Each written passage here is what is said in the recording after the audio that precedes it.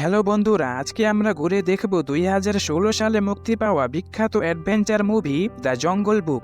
এই মুভিটি মূলত জঙ্গলের প্রাণীদের ঘিরে তৈরি এক রোমাঞ্চকর গল্প। তাই এখন চলুন বেশি সময় নষ্ট না করে মূল গল্পে চলে যাই। গল্পের শুরুতেই দেখা যায় মোগলি নামের এক ছেলেকে। সে বিশাল এক জঙ্গলের ভেতর দৌড়ে পালাচ্ছে, কারণ কয়েকটি নেকড়ে তাকে তাড়া করছে, যেন তাকে ধরতে পারলে সঙ্গে সঙ্গে মেরে ফেলবে। মোগলি কৌশলে এদিক ওদিক ছুটে তাদের চোখ এড়িয়ে কোনো মতে বেঁচে যায়। ঠিক তখনই একটি কালো চিতা মানে বাঘিরা তার সামনে এসে দাঁড়ায়। আসলে ওরা কেউই তাকে আঘাত করতে চায় না, কারণ ছোটবেলা থেকেই মোগলি এই বনেই বড় হয়েছে, আর এইসব প্রাণী তার আপনজনের মতো। তারপর আমরা দেখতে পাই নেকড়েদের দল, যেখানে রাক্ষা নামের এক নেকড়ে মোগলিকে নিজের সন্তানের মতো আগলে রেখেছে। রাক্ষাই তার নিজের মায়ের মতো। একদিন সবাই পানির খোঁজে শুকনো বন পেরিয়ে একমাত্র বেঁচে থাকা নালার ধারে আসে। তখন মোগলি নিজ হাতে তৈরি করা একটি পাত্র দিয়ে পানি তুলে খাচ্ছিল, আর এটা দেখে অন্য প্রাণীরা অবাক হয়ে তাকিয়ে থাকে, কারণ তারা সবাই মুখ দিয়ে পানি পান করে, হাত ব্যবহার করে না। তারপর রাক্ষা মোগলিকে বুঝিয়ে বলে, এদিকে জঙ্গলে মানুষদের কোনো নিয়ম কানুন চলবে না, তোমাকে পশু পাখিদের মতো মুখ দিয়েই পানি পান করতে হবে। এরপর হঠাৎ সবাই আকাশের দিকে তাকিয়ে দেখে অসংখ্য শকুন ঘুরছে, আর এটা দেখা মাত্রই সবাই ভয়ে কেঁপে ওঠে, কারণ শকুনেরা সাধারণত তখনই আসে যখন জঙ্গলের শাসক উপস্থিত হয়। তারপরই দেখা যায় জঙ্গলের রাজা শের খান এসেছে।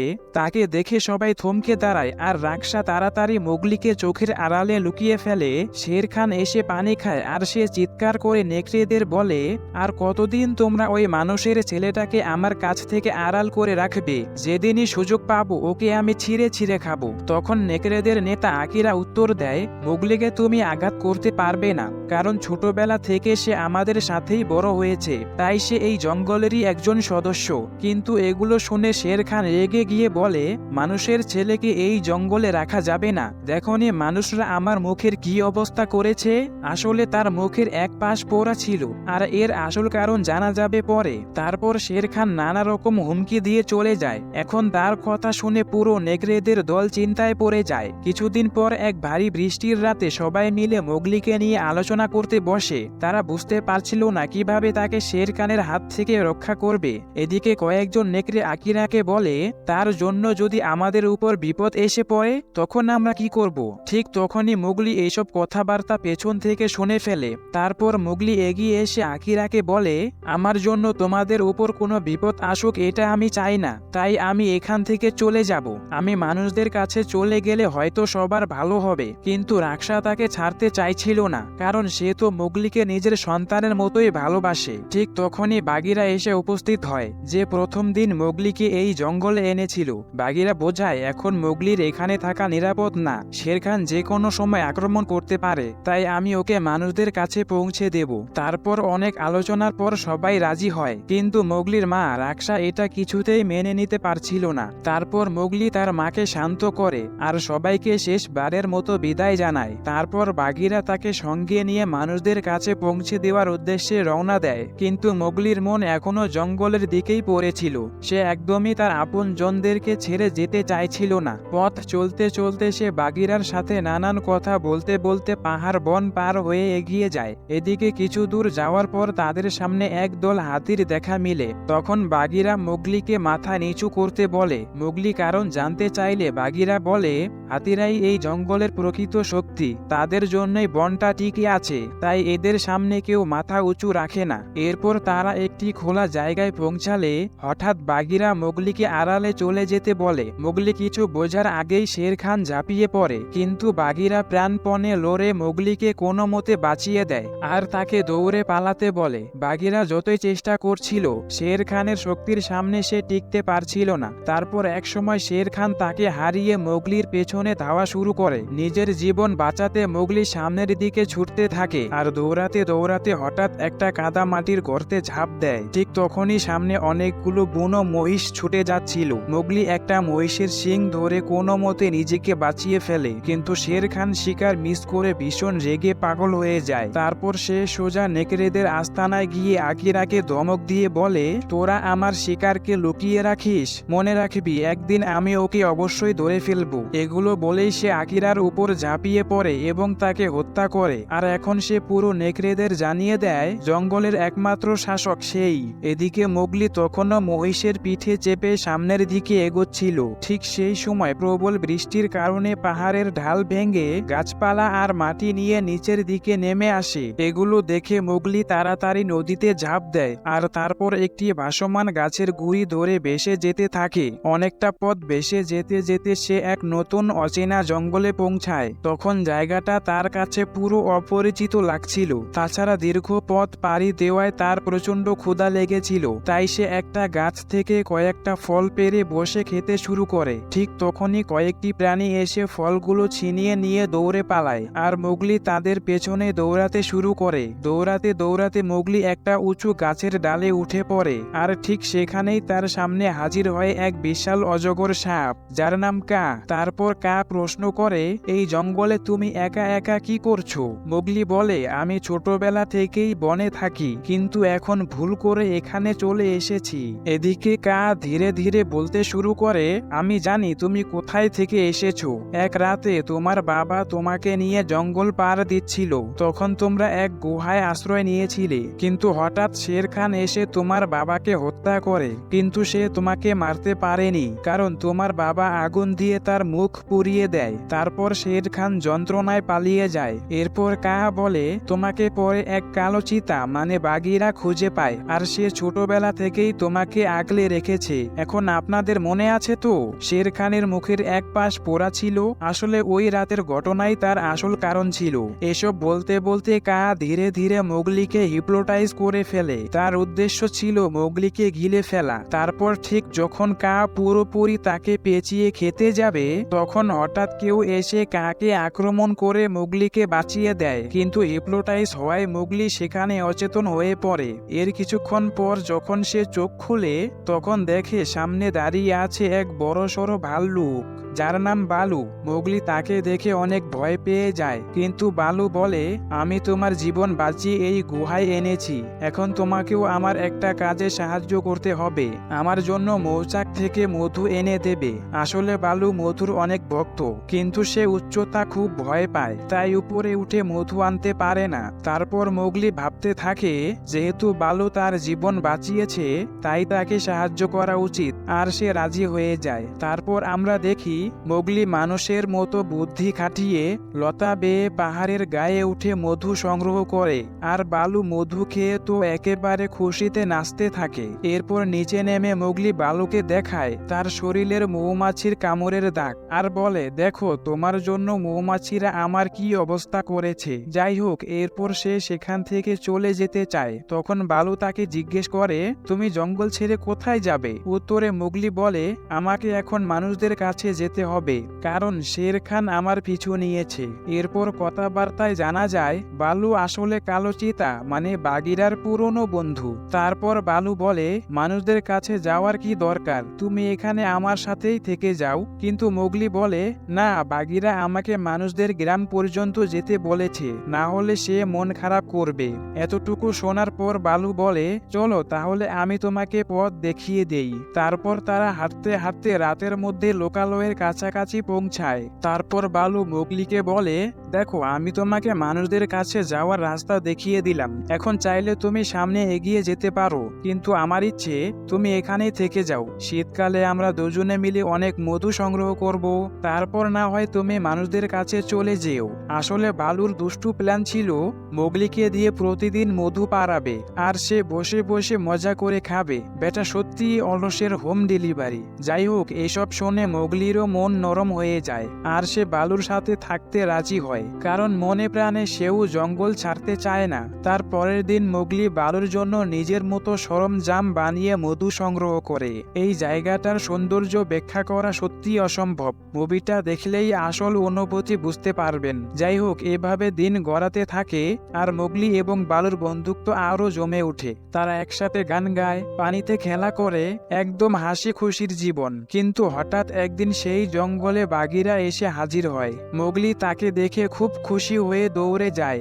বাঘেরাও মোগলিকে দেখে স্বস্তি পায় যে সে ভালো আছে, কিন্তু তারপরে সে মোগলির মধু সংগ্রহ করা দেখে রেগে উঠে। সে বাঘেরাকে ধমক দিয়ে বলে, তুই বেটা একেবারে অলস, এতটুকু ছেলেকে দিয়ে কাজ করাতে লজ্জা লাগে না? বালু বলে, ওরে ভাই রাগ করিস না, মোটা মানুষের কষ্ট তুই কি বুঝবি, আয় ভাই তুইও একটু মধু খা। কিন্তু বাঘেরা বলে, এইসব আমি খাই না, তুই খা। আর হ্যাঁ, সকালেই মোগলিকে নিয়ে আমি এখান থেকে চলে যাব। পরে সেই রাতে সবাই ঘুমালে মোগলি হঠাৎ হাতিদের চিৎকার শুনে বাইরে আসে, আর সে দেখে অনেকগুলো হাতি একটা গর্তের পাশে দাঁড়িয়ে দুশ্চিন্তা করছে। মোগলি তাদেরকে মাথা নত করে সম্মান জানায় এবং দেখে একটি ছোট হাতি গর্তে পড়ে গেছে। সে দৌড়ে নিজের তৈরি করা দড়ি নিয়ে আসে, আর সেই দড়ির সাহায্যে হাতির বাচ্চাটিকে টেনে তোলে। দূর থেকে বালু আর বাঘেরা এইসব দেখে খুব খুশি হয় এবং অবাকও হয়, কারণ আজ পর্যন্ত কেউই হাতিদের এতটা কাছে যায়নি। বালু বলে,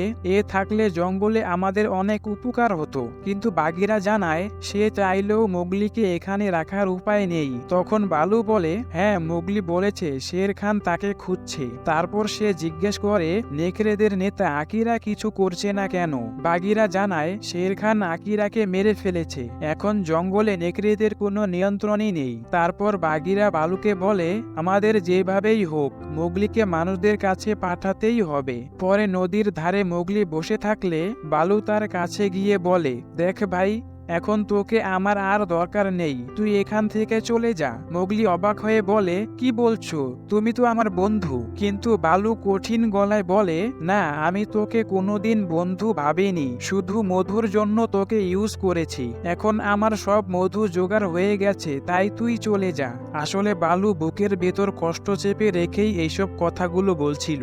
এখন মোগলি মন খারাপ করে গাছের উপরে উঠে বসে। নিচে বালু বাঘেরাকে বলে, জীবনে এত বড় অন্যায় কখনো করিনি। কিন্তু বাঘেরা বলে, তোর দোষ না, আমরা এটা করেছি ওর ভালোর জন্যই। ঠিক তখনই একদল বানর গাছে বসে থাকা মোগলির ওপর হামলা করে এবং তাকে ধরে নিয়ে যেতে শুরু করে। এটা দেখে বালু আর বাঘেরা একসাথে মোগলিকে বাঁচাতে দৌড়ায়। বানরগুলো মোগলিকে নিয়ে জঙ্গলের ভিতর দিয়ে দৌড়ে এক বিশাল পাহাড়ের উপর উঠে যায়। পাহাড়ের নিচে পৌঁছে বাঘেরা বলে, তুই তো উচ্চতায় উঠতে ভয় পাস, তুই নিচেই থাক, আমি উপরে উঠছি। কিন্তু বালু মোগলিকে ভীষণ ভালোবাসে, তাই সে নিজের ভয় কাটিয়ে মোগলির জন্য পাহাড়ে ওঠার সিদ্ধান্ত নেয়। এদিকে বানররা মোগলিকে টেনে হিচড়ে এক পুরনো ভাঙ্গাচুরা প্রাসাদের ভেতরে নিয়ে যায়। মোগলি তখন বুঝতে পারে না তাকে কোথায় নিয়ে যাওয়া হচ্ছে। ঠিক সেই মুহূর্তে তার সামনে হাজির হয় এক বিশাল আকারের বানর, যে আসলে বানরদের নেতা কিং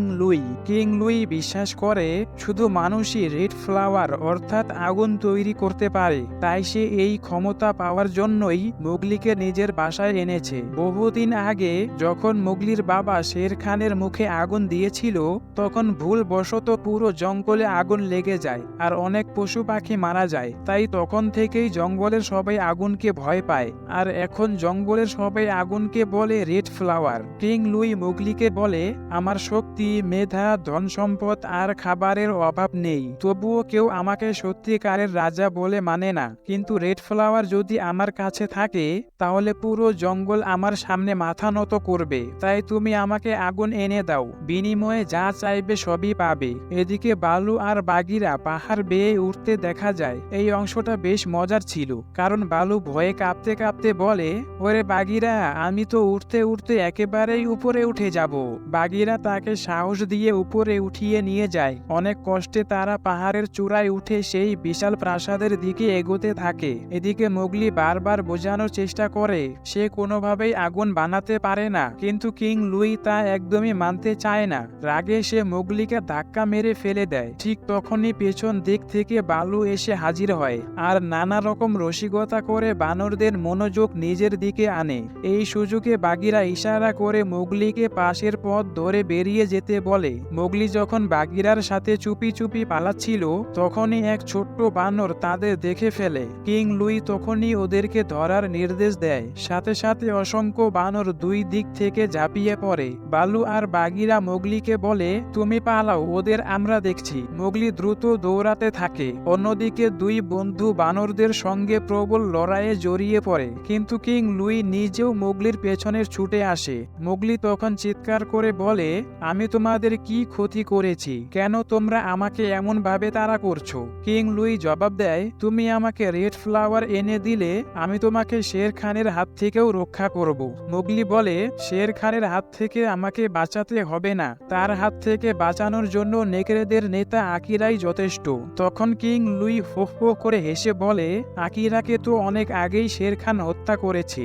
এই কথা শুনে মোগলির মনে প্রচন্ড আঘাত লাগে। সে আরো জোরে দৌড়াতে শুরু করে। এদিকে বাগিরা আর বালুর সঙ্গে বানরদের লড়াই চলতেই থাকে। অন্যদিকে কিং লুই আবার মোগলিকে ধরতে এগোতেই মোগলি হঠাৎ পাশের জানালা দিয়ে লাফিয়ে এক গাছের ডালে উঠে পড়ে। আর মোগলিকে ধরতে গিয়ে কিং লুই যখন জানালা দিয়ে বের হতে যায়, তখন তার অতিরিক্ত মোটা শরীরের জন্য পুরো প্রাসাদই ভেঙে গিয়ে তার গায়ের উপরে পড়ে। অন্যদিকে বালু আর বাগিরা এটা দেখে শিউরে উঠে। তারা ভাবে মোগলির কোনো ক্ষতি হলো না তো। এদিকে সব বানর নিজের নেতাকে বাঁচানোর জন্য লড়াই থামিয়ে ইট পাথর সরাতে ব্যস্ত হয়ে যায়। পরে বালু আর বাগিরাও মোগলিকে খুঁজতে বের হয়। ঠিক তখনই মোগলি গাছের উপর দাঁড়িয়ে চিৎকার করে বলে, আকিরাকে শের খান মেরে ফেলেছে, আমাকে এ কথা আগে জানাওনি কেন? এটা বলেই সে রাগে মানুষদের গ্রামের দিকে দৌড়ে চলে যায়। তারপর সে চুপিসারে গ্রামে ঢুকে আগুন চুরি করে জঙ্গলে ফিরে আসে। এখন তার মাথায় একটাই চিন্তা, আকিরার মৃত্যুর বদলা নিতে শের খানের মুখোমুখি হবে। কিন্তু সে টের পায় না। পথে যেতে যেতে আগুনের কিছু অংশ মাটিতে পড়ে পুরো জঙ্গলে আগুন লাগিয়ে ফেলছে। যাই হোক, এরপর মোগলি আগুন হাতে নিয়ে সেই নালার সামনে দাঁড়ায়, যেখানে শের খান তাকে একসময় হুমকি দিয়েছিল। সে জোরে বলে, আমি তোকে ভয় পাই না, তুই সামনে আয়। মোগলি তখন লক্ষ্য করে নালার ধারে সব প্রাণী জড়ো হয়েছে। আর ঠিক তখনই শের খান হাজির হয়ে বলে, দেখো, এই মানুষের বাচ্চা ইচ্ছা করেই আমাদের জঙ্গল পুড়িয়ে দিয়েছে। এরপর প্রাণীরা ভুল বুঝে এবং মোগলিকে দেখে ভয় পায়। এমনকি ছোট ছোট নেকড়ের ছানারাও দূরে সরে যায়। এটা দেখে মোগলির বুক ভেঙে যায়। তারপর সে রাগে আগুনটা পানিতে ছুঁড়ে ফেলে দেয়। আর শের খান তো সেই সুযোগেরই অপেক্ষায় ছিল। সে হেসে বলে, এটাই তোর জীবনের সবচেয়ে বড় ভুল, এখন তোর শেষ কেউই আটকাতে পারবে না। ঠিক তখনই বালু ছুটে এসে মোগলির পাশে দাঁড়ায় আর বলে, আমি থাকতে ওর গায়ে একটা আঁচড়ও পড়তে দেব না। তারপর বাগিরাও এগিয়ে এসে শের খানকে চ্যালেঞ্জ ছুড়ে দেয়। এরপর নেকড়েরাও সামনে এগিয়ে আসে। এভাবে একে একে সব প্রাণী আবার মোগলির পাশে দাঁড়ায়। এটা দেখে শের খান প্রবল ক্ষেপে উঠে। সবার আগে বালুই শের খানের দিকে ঝাঁপিয়ে পড়ে, কিন্তু শের খানকে আটকানো খুবই কঠিন, তাই বালু বেশিক্ষণ টিকতে পারে না। তারপর একে একে সব প্রাণী শের খানের সামনে দাঁড়ানোর চেষ্টা করে। মোগলিও তাদের সাথেই ছিল। ঠিক তখনই বাগিরা মোগলিকে থামিয়ে বলে, তোমাকে তো আমরা সব সময় আমাদের মতো আচরণ করতে শিখিয়েছি, কিন্তু আজ তুমি মানুষ হয়ে মানুষদের মতো বুদ্ধি খাটিয়ে শের খানের মোকাবিলা করো, কারণ শের খানের শক্তির সামনে আমরা কেউই দাঁড়াতে পারবো না। এটা শুনে মোগলি সাথে সাথে পরিকল্পনা করতে চলে যায়। এদিকে শের খান একে একে বালু, বাগিরা আর নেকড়েদের আঘাত করে মোগলির পেছনে ছুটতে থাকে। কিন্তু সেই সময়ে মোগলি লতা পাতা দিয়ে তার জন্য একটা ফাঁদ তৈরি করে ফেলেছে। এরপর আমরা দেখি শের খান মোগলিকে ধরতে একটা উঁচু গাছে উঠে যায়। মোগলিও ধীরে ধীরে তাকে ফাঁদের দিকে নিয়ে যায়। যে গাছটায় তাদের লড়াই চলছে তার নিচে চারিদিকে আগুন আর আগুন ছিল, মানে পা ফসকে পড়লেই নিশ্চিত মৃত্যু। মোগলি গাছের এক চিকন ডালে উঠে যায়, আর শের খান যখন তাকে ধরতে সেই ডালের উপর ঝাঁপ দেয়, ঠিক তখনই মোগলি ঝাঁপ দিয়ে নিচে ঝোলানো রশিটা ধরে ফেলে। এদিকে শের খানের ওজনে সেই ডালটা ভেঙে যায় আর সে সোজা নিচের আগুনে গিয়ে পড়ে। এভাবেই এই ভয়ঙ্কর শের খানের মৃত্যু ঘটে। এদিকে আগুন পুরো জঙ্গলে ছড়িয়ে পড়ে। অন্যদিকে দূর থেকে প্রাণীরা দেখে ভাবে মোগলিও হয়তো শের খানের সাথে আগুনে পড়ে মারা গেছে। আর এদিকে মোগলির সামনে হাতিরা আসে। মোগলি তাদের সামনে মাথা নিচু করে সম্মান জানায়। তারপর বনের সব প্রাণী প্রাণীরা দূর থেকে তাকিয়ে দেখে আগুন ধীরে ধীরে নিভে যাচ্ছে। আসলে হাতিরাই ঝর্ণার মুখ ঘুরিয়ে পানি এনে পুরো জঙ্গলে ঢেলে আগুন থামিয়ে দিয়েছে। এরপর তারা সবাই দেখতে পায় মোগলি সেই ছোট্ট হাতিটির পিঠে বসে আছে, যে হাতিটিকে সে আগের রাতে গর্ত থেকে উদ্ধার করেছিল। এটা দেখে সবাই ভীষণ খুশি হয়। ধীরে ধীরে জঙ্গলে আবার শান্তি ফিরে আসে। এরপর সময় কেটে যায়। শেষে দেখা যায় মোগলি বালু বাগিরা নেকড়েদের সাথে মিলে আগের মতোই মজা করে দিন কাটাচ্ছে। আর মুভির একেবারে শেষে দেখা যায় বালু এবার গাছে চড়তেও শিখে গেছে। সে গাছের ডালে বসে হেসে বলে, এটাই তো জীবন, খাও ঘুমাও আর মজা করো। আর এখানেই এই সুন্দর মুভিটির গল্প শেষ।